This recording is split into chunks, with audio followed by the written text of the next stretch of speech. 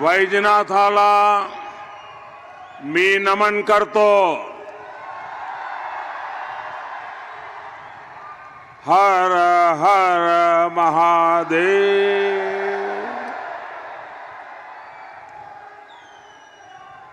मैं संत भगवान बाबा संत नारायण महाराज को नमन करता हूं.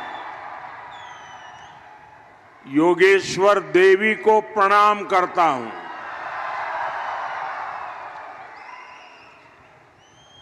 बीड़ का हमारे स्वर्गीय गोपीनाथ मुंडे जी से दिल का रिश्ता रहा है.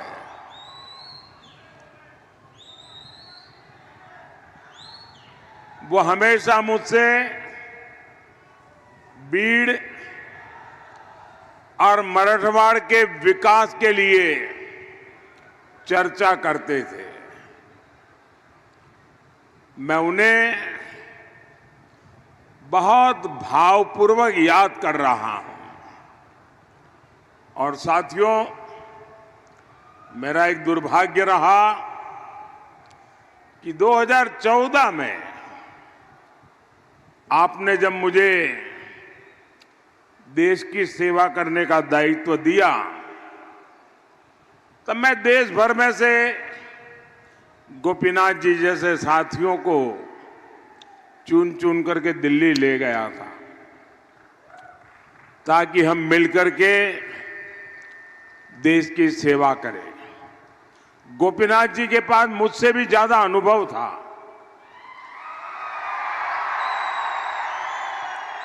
लेकिन मेरा ये दुर्भाग्य रहा कि आने के कुछ ही समय में मुझे मेरे इस साथी को गंवाना पड़ा.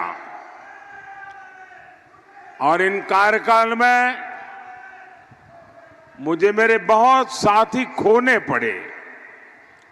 गोपीनाथ जी, अरुण जेटली, सुषमा स्वराज, मनोहर पर्रिकर, यानी ये आप कल्पना कर सकते हैं कि मेरे जैसे व्यक्ति को जब मेरे हाथ कट जाए तो मेरी मुसीबत कितनी बढ़ गई होगी.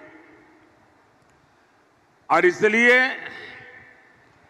इन सब साथियों की मुझे बहुत याद आना, और यहां जब आया हूं तो स्वाभाविक रूप से गोपीनाथ जी की याद आना, और जो मैं कमी महसूस करता हूं वो मुझे फील होता है. साथियों, आज तीसरे फेज का मतदान खत्म होने पर है, और साथ ही इंडी अघाड़ी की उम्मीदें भी खत्म हो गई है. पहले चरण में इंडी अघाड़ी पस्त हुआ, दूसरे में ध्वस्त हुआ, और आज तीसरे चरण में इंडी अघाड़ी का कहीं कोई छोटा मोटा दिया अगर जल रहा था वो भी बुझ गया है. साथियों, मोदी विकसित भारत के मिशन पर निकला हुआ है. इस संकल्प के लिए आज मैं आपसे कुछ मांगने के लिए आया हूं. मुझे आपके आशीर्वाद चाहिए.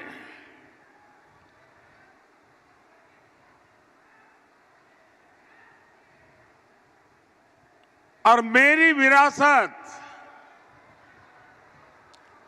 आप ही है. आपकी आने वाली पीढ़ियां वो ही मेरी विरासत है. मैं आपके भविष्य को बेहतर बनाने के लिए निकला हूं। मैं आपके बच्चों के भविष्य को बेहतर बनाने के लिए दिन रात मेहनत कर रहा हूं। आप ही मेरा परिवार है।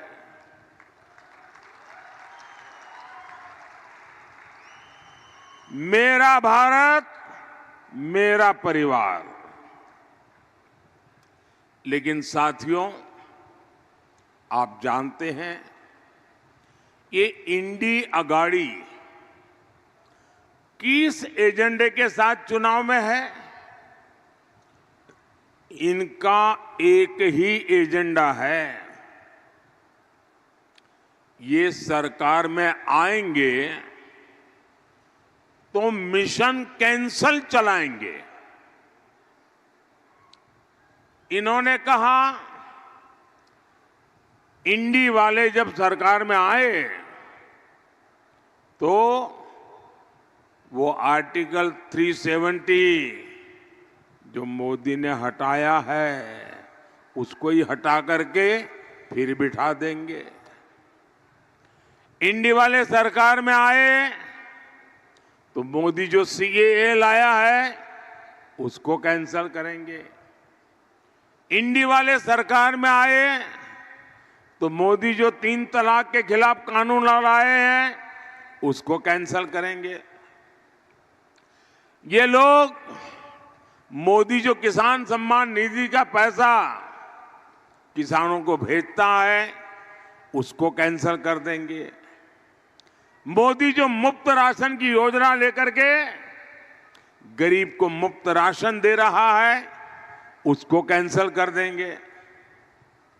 हम देश के 55 करोड़ गरीबों को 5 लाख रुपए तक का मुफ्त इलाज दे रहे हैं। कांग्रेस एनडीए की ये योजना भी कैंसल कर देगी। और इतना ही नहीं, कांग्रेस वाले, इंडी अगाड़ी वाले राम मंदिर को भी कैंसल कर देंगे।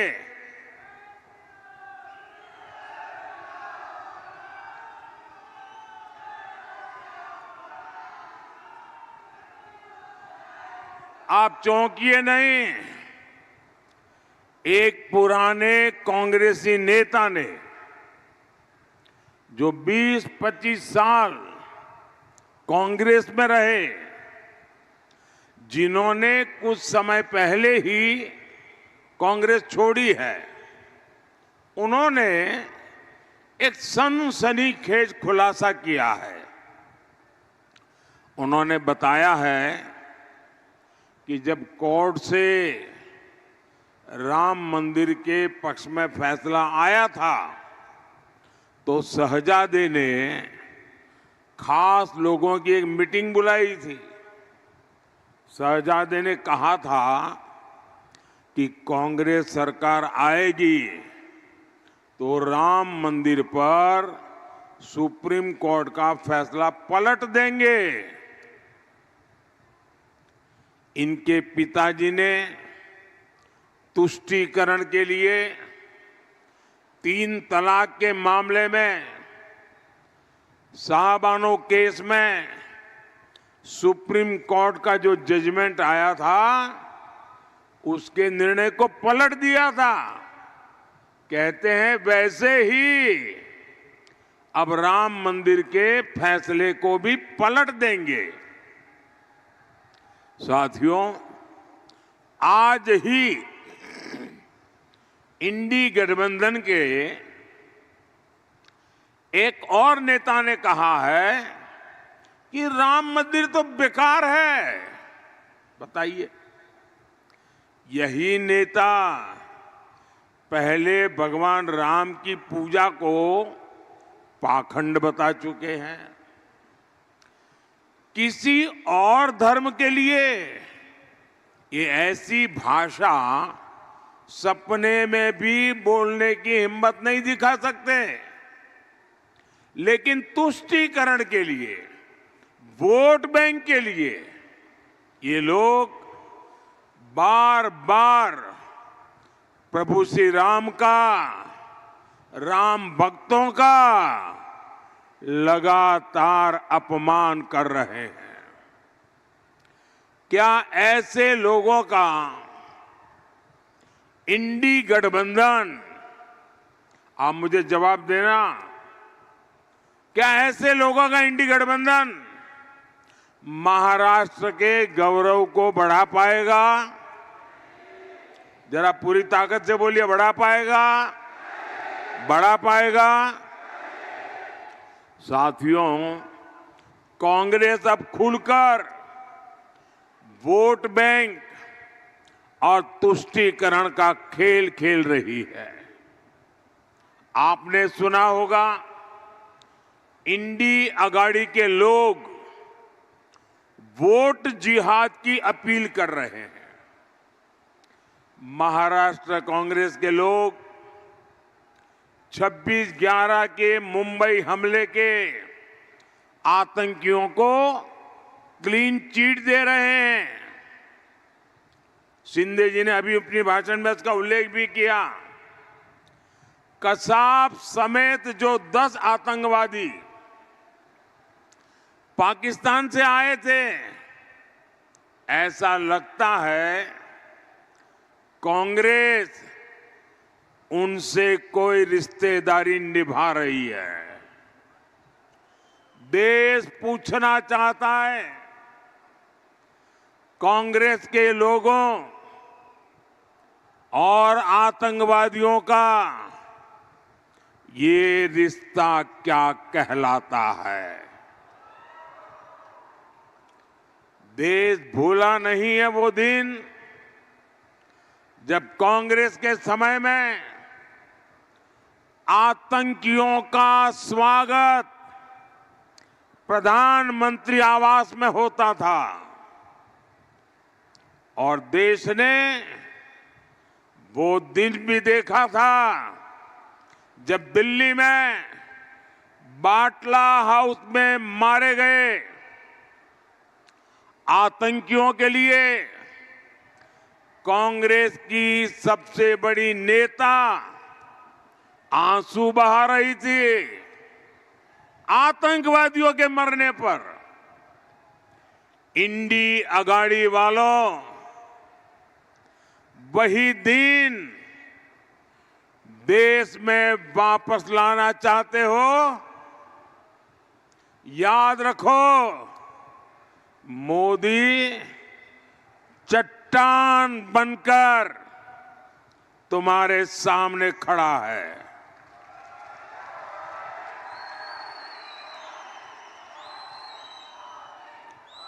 साथियों, शहजादे तुष्टीकरण की सनक में एक और खतरनाक चाल चल रहे हैं। आप भी जानते हैं, बाबा साहब आंबेडकर ने दलितों, पिछड़ों को, आदिवासियों को आरक्षण का अधिकार दिया था। बाबा साहब ने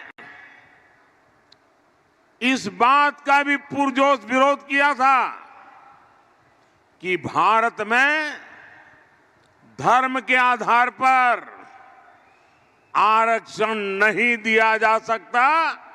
इस बात पर बाबा साहब अड़े हुए थे। पूरी संविधान सभा ने आज से 75 साल पहले लंबी चर्चा करके तय किया था कि धर्म के आधार पर इस देश में आरक्षण नहीं दिया जा सकता। लेकिन कांग्रेस पार्टी दलितों, आदिवासियों, पिछड़ों का आरक्षण छीनकर उसे धर्म के नाम पर देना चाहती है। आपको मैं एक उदाहरण बताता हूं, ये कल्पना नहीं है, ये हो चुका है और आप चौंक जाएंगे।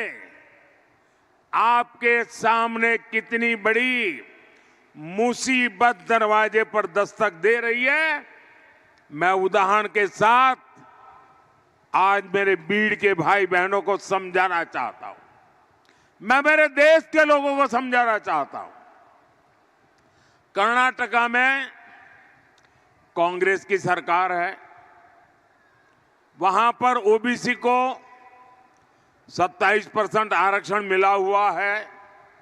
इन्होंने क्या किया, रातों रात एक फतवा निकाला सरकार ने।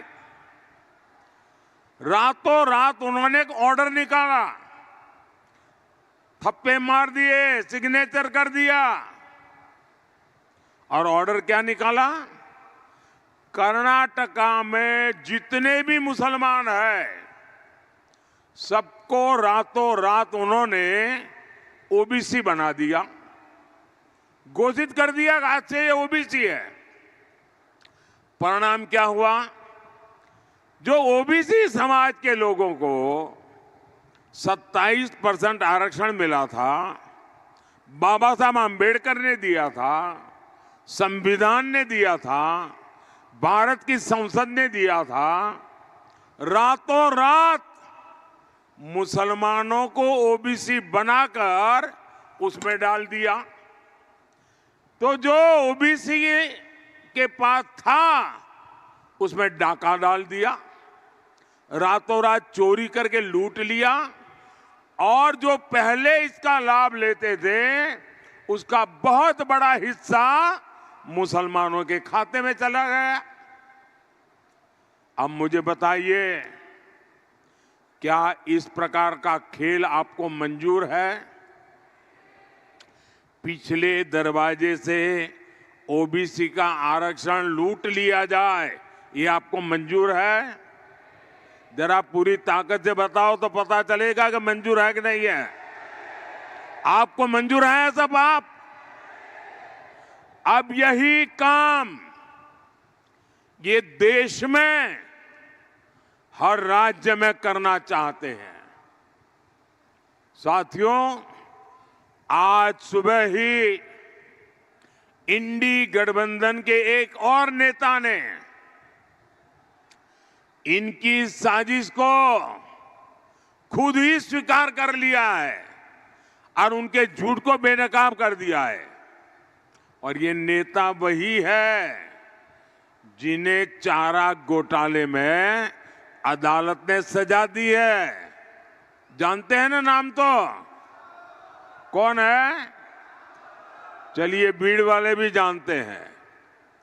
इंडी गठबंधन के इस नेता ने आखिरकार स्वीकार कर लिया है कि ये लोग मुसलमानों को पूरा का पूरा आरक्षण देना चाहते हैं।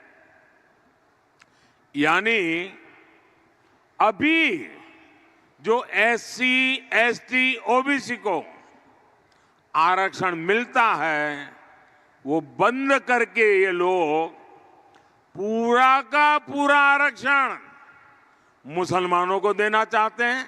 आज सुबह उन्होंने कहा है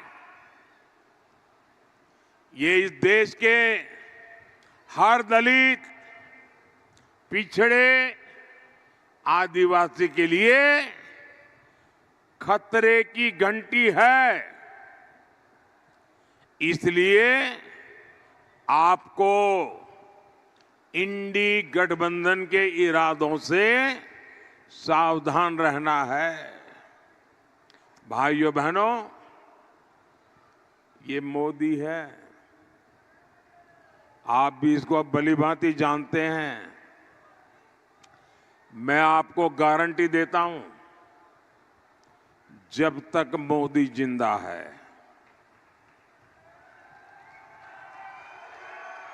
जब तक मोदी जिंदा है, दुनिया की कोई ताकत दलितों का, आदिवासियों का, पिछड़ों का, ओबीसी का आरक्षण नहीं ले सकती है। ये मोदी की ताकत है। भाइयों बहनों, आज कोई भी राष्ट्रवादी ताकत कांग्रेस के साथ नहीं बची है। असली राष्ट्रवादी कांग्रेस पार्टी बीजेपी के साथ है। बाला साहब ठाकरे की असली राष्ट्रवादी शिवसेना बीजेपी के साथ है। और कांग्रेस के साथ कौन है? नकली शिवसेना, नकली राष्ट्रवादी कांग्रेस। और ये कर क्या रहे हैं? ये नकली वादे कर रहे हैं, नकली वीडियो बना रहे हैं। साथियों, कांग्रेस की आदत है न काम करो न काम करने दो। आपको याद होगा, मैंने गुजरात और महाराष्ट्र के बीच बुलेट ट्रेन का काम शुरू किया। कांग्रेस ने पहले उसका मजाक उड़ाया, फिर उसका विरोध किया, और जब तक महाविनाश अघाड़ी की सरकार रही, इन्होंने काम बढ़ने ही नहीं दिया। अब ये अगर सरकार में आएंगे तो बुलेट ट्रेन का काम ठप कर देंगे। एक और बीजेपी ने अपने संकल्प पत्र में बुलेट ट्रेन के विस्तार की बात कर रही है। दूसरी ओर कांग्रेस और इंडिया गाड़ी बुलेट ट्रेन का विरोध कर रहे हैं।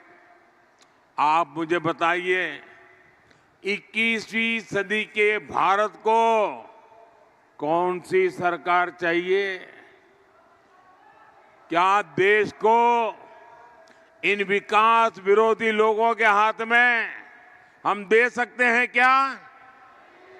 साथियों, कांग्रेस जहां भी आई है, उसने सपनों को कुचला है। महाराष्ट्र और मराठवाड़ा खुद इसके भुक्तभोगी है। इंडिया अघाड़ी ने कभी यहां सूखे की समस्या की ओर ध्यान नहीं दिया। इन्होंने बस फीते काटे और भ्रष्टाचार किया। 60 वर्षों से मराठवाड़ा जल ग्रिड परियोजना ठप पड़ी थी। आज एकनाथ शिंदे जी, देवेंद्र फडणवीस और अजित पवार मिलकर सिंचाई परियोजनाओं को मिशन मोड में आगे बढ़ा रहे हैं। साथियों, हमने पीएम कृषि सिंचाई योजना के तहत महाराष्ट्र के 27 प्रोजेक्ट को चुना है। इनमें से 10 प्रोजेक्ट पूरे भी हो चुके हैं। बाकी प्रोजेक्ट भी जल्द पूरे कर लिए जाएंगे। जब देवेंद्र फडणवीस जी की सरकार ने महाराष्ट्र के लिए बलिराजा जल संजीवनी स्कीम बनाई थी, लेकिन इंडिया अघाड़ी सरकार ने उसे भी रोक दिया था। लेकिन अब इस स्कीम को गति मिली है। एनडीए को आपका आशीर्वाद ये सुनिश्चित करेगा कि ये मराठवाड़ा पानी के संकट से मुक्त हो। साथियों, मोदी किसी बड़े शाही परिवार से नहीं है। वो गरीबी से निकलकर आपके आशीर्वाद से यहां पहुंचा है। मुझे पता है किसान एक फसल के लिए कितनी मेहनत करता है। उसकी फसल अगर खराब हो जाती थी तो उस पर क्या बीतती थी। इसलिए मोदी ने फसल बीमा की गारंटी दी। आज हर वर्ष बीड़ के किसानों को बीमा के 500 से 700 करोड़ रुपए मिलते हैं। महायुति सरकार ने भी 1 रुपये में फसल बीमा की स्कीम शुरू की है। महाराष्ट्र सरकार किसान सम्मान निधि में भी 6,000 रुपये जोड़कर दे रही है। साथियों, मराठवाड़ा के विकास एनडीए की जिम्मेदारी है। आज भारतमाला परियोजना के तहत सूरत अक्कलकोट रोड हो 3,000 करोड़ रुपए की लागत से बन रहा छत्रपति संभाजी नगर से एडसी तक नेशनल हाईवे हो, अहमदनगर बीड़ परली रेल लाइन का निर्माण हो। कांग्रेस ने जिस मराठवाड़ा की उपेक्षा की थी, आज वो विकास के रास्ते पर आगे बढ़ रहा है। साथियों, 13 मई को महाराष्ट्र और देश के विकास की गारंटी का महापर्व है। आपका हर वोट मोदी के विकसित भारत के विजन को मजबूती देगा।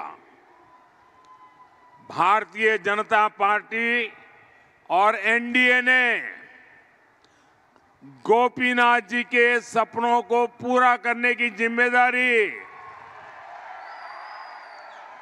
बेटी पंकजा को दी है। मेरा अनुरोध है, 13 मई को बेटी पंकजा मुंडे को भारी मतों से विजयी बनाएंगे। इसके लिए काम करेंगे। ज्यादा से ज्यादा मतदान कराएंगे। मतदान के पुराने सारे रिकॉर्ड तोड़ेंगे। कितनी ही गर्मी क्यों न हो, मतदान ज्यादा होगा। अब पार्लियामेंट तो जीतना है, लेकिन मेरा एक और काम है, करोगे? मुझे पोलिंग बूथ जीतना है। ये पार्लियामेंट सीट में जितने पोलिंग बूथ है, वो सारे पोलिंग बूथ जीत सकते हैं क्या? आप पोलिंग बूथ जीत करके दिखाएंगे क्या? सारे के सारे पोलिंग बूथ में भाजपा का, एनडीए का झंडा झुकना नहीं चाहिए। करेंगे? अच्छा, मेरा एक काम करेंगे।